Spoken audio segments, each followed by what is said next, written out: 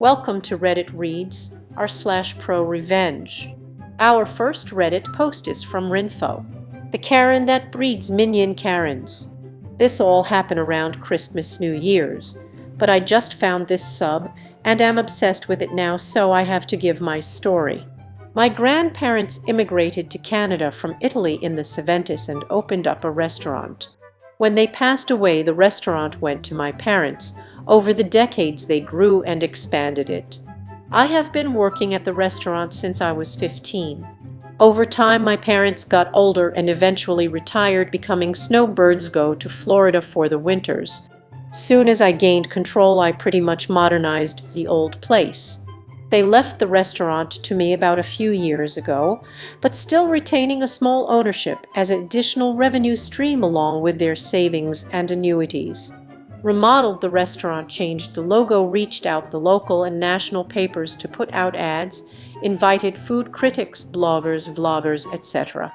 It was very slow at first, and I began to worry that the loan I took out to do all this was the biggest mistake I had ever done, and I ruined 3 generations of my family's business. But eventually it began to work, and a local semi-famous YouTube featured us in one of his videos, and that was the catalyst for more people to come and review, and eventually we became a hotspot for major events, and it wasn't uncommon for a celebrity to come. On those nights I even arranged for special high-profile chefs to visit and cook for our guests. Costs a fortune. So during the holidays we were beyond packed. This process took years to get to where we are now. It got to the point where people would have had to make reservations in July to get a table in December. When it gets busy, I don't just sit in the back office. I'm on the floor doing whatever needed to be done. Even if that means I greet people, bussing tables, or even mopping the floors. Other nights when we have high-profile guests or events, I'm in a blazer and am acting in charge though. On one night, a group of 6 women walk in.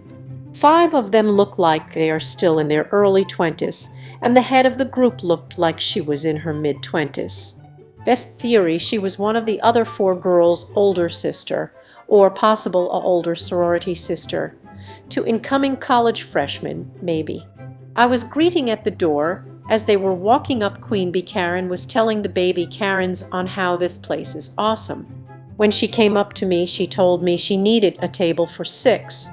I replied, "Of course, can I please get the name on the reservation?" She looked at mine and said, "Oh, I didn't make one, but it's okay. The owner is a personal friend of mine. He said he always has 1 or 2 tables that he keeps open for special guests, and said we can have one of those tonight." I did get she was trying to get in without a reservation, but she literally picked the worst person she could possibly talk to and try this. Now, generally this is true of many high-profile restaurants, and lately I have been doing that as well, but I had no clue who this woman was, and she definitely never spoke to me about any of this. I told her, "I am sorry, but we cannot seat anyone without a reservation. As you can see, we do not any seats available." I didn't want to go all out and say I'm the owner, and we have never spoke before, so I never promised you a thing because I didn't want to embarrass her in front of the other girls she was with at first. She then went on and said out loud to one of the other girls to take a picture of me. The other girls, following her lead, were like, "Yeah, kiss your minimum wage job goodbye." I'm not sure if they were in on it with her or they honestly thought she knew the owner. Queen Bee Karen then went on and said, "Look, you can just give us a table, or I can make life very difficult for you. This is not worth losing you job." Constantly pointing, just trying to put me down, saying things like, "Obviously you aren't anyone here, because if you were you would know who I am," and never even tried to tell me anything other than yes or of course. Constantly trying to belittle me and get that table. At this point it was a long day for me, and the way I saw it, I had 3 options. 1, tell her I'm the owner and just call her out on all of this. 2, just give her the table and let it be. 3, teach Queen Bee Karen and her little minions a lesson. I chose option 3 for various reasons, including some personality flaws I am aware that I have, but I like to think it was at least 50 really wanting to teach her a lesson. I smiled at her, said of course Mum, follow me please, and I gave her one of the 3 tables we keep open in case a celebrity comes. It happens time to time. I told her I apologize for everything, and she is right, it would be simpler to just give her the table. I also told her that first I sat them down and personally served them. As they were sitting down, I told them we do need one of your credit cards, and it's just to keep on file, and we will give it back to you before you leave. Queen Karen gave me her cards and told the baby Karen minions that tonight was on her. I took their orders and got them their free drinks and told them due to how busy we are tonight, there might be a delay on the food. All the girls were thinking of and cared about were their free rounds. They ordered their 3 rounds and still no food. They eventually called me and asked me to check on it, the whole time giving me the world's most nasty attitude since even before they ordered. I told them I will check on it, but also asked if they would like any more drinks. They ordered 2 more rounds by the time the appetizers arrived. At this point they are all drunk, having done nothing but drink on an empty stomach most of the night and only having had salads after. As more food arrives, the more drinks are ordered. At one point in the night, I was honestly rethinking what I was doing and thought I might be going too far with these poor girls. They might not know any better, but some things reassured me throughout the night.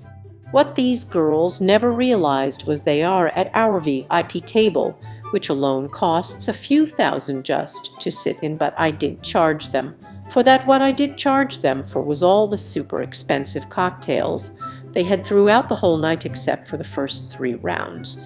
In addition, the table they were sitting in, as mentioned, was VIP, so the menus were a bit such as one of the baby Karens asked me if I felt like my life was worthless. I also overheard them say, "He's cute, but I would never date a waiter like that. He is such a pushover." There were a bunch of comments like that the whole night. So I kept on with their life lesson. By the end of the night, each girl racked up a bill in the range of 500,600 per girl. When I handed Queen Karen the bill of 4,232.23 with tax and tip included, of course. I have never seen anyone sober up so quickly. She went from laughing and giggling with her friends to nearly in tears. She called me over instantly and asked if this was some kind of joke. I took the bill, looked it over, and said, "Oh yes, I apologize, I will get you the correct bill in a moment."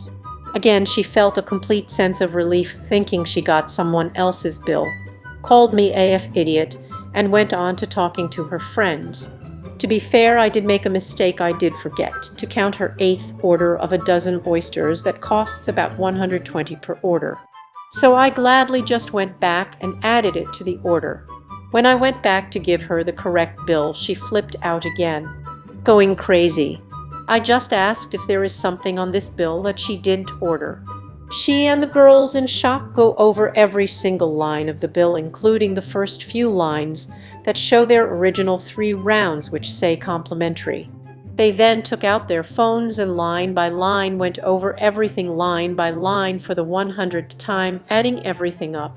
Extremely rattled, Queen B. Karen simply said, "1 second, I need to use the washroom." Part of me thought that she might just pull a dine and dash and leave the baby Karens with the bill, but kinda low-key I did in a way remind her we had her id and CC without making it obvious. I thought she was going run out on the bill. 10 minutes later, she comes back with new makeup. Obviously, she has been crying and makes up a whole story on how the food was awful, the drinks were bad, and so on, demanding that as bare minimum I should cut the bill in half with the agreement the baby Karens will chip in, even though she originally told them the night would be on her. Then, as if a light bulb went off in her head, she again mentioned her relationship with the owner as if it were to give me additional incentive to cut the bill in half. Holding back a grin at this point, I told her no. Just no, I can't change the bill. She whips out her phone and shows me a series of texts with someone called my restaurant's name owner, which pretty much I realized was what she was doing in the bathroom, just probably changed one of the other Karen minions' contact name and deleted previous texts, so start this new script. I read them, then clicked on contact into and told her that's not the owner's cell number. Her reply was he has multiple phones for business and stuff, of course. You don't know all his numbers. I remember wow, this girl thought of everything except him, the actual owner. I told her how about this if we call him and he says that it's ok to take 50 off the bill, then he'll do it. Her reply was a yelling and screaming over the time where the few remaining customers all began to start looking. And I knew ok time to end this.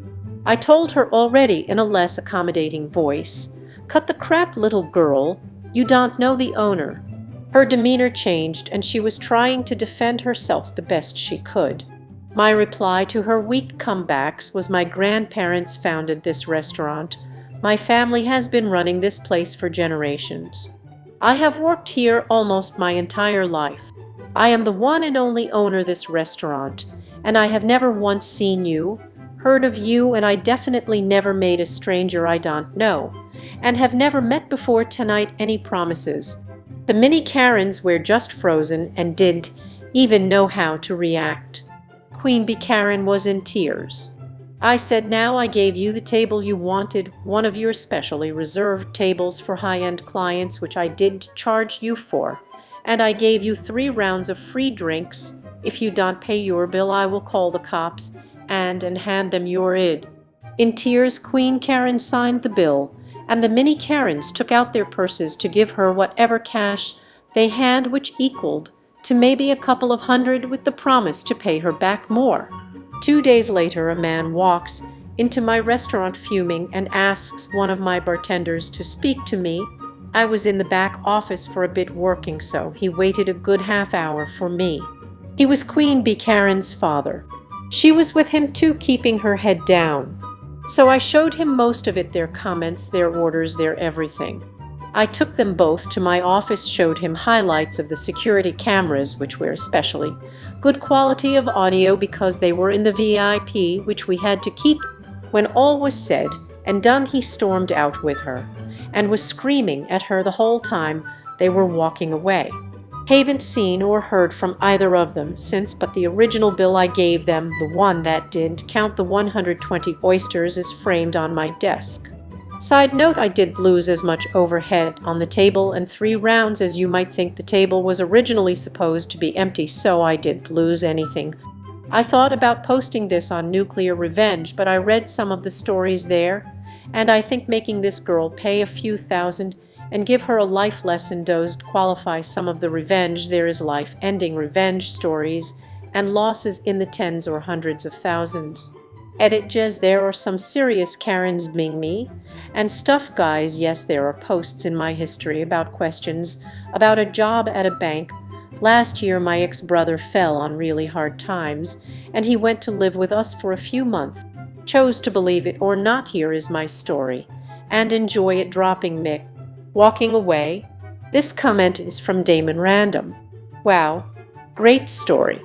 I love how the father was pissed at his daughter at the end. This comment is from Filmiac. A reality television show I worked on had a similar situation. One of the young ladies on the show didn't come out of it looking particularly good. She was not a nice person, and it was obvious when it aired. Her father, a lawyer, sent the show's producers a letter threatening to sue, claimed it was clearly edited to make her look bad. The producers simply responded by sending a copy of daughter's unedited audition interview, where she talked about sleeping with club owners to get VIP access, which celebrities should had own nightstands with, all sorts of juicy and salacious stuff. The threat of a lawsuit was immediately dropped.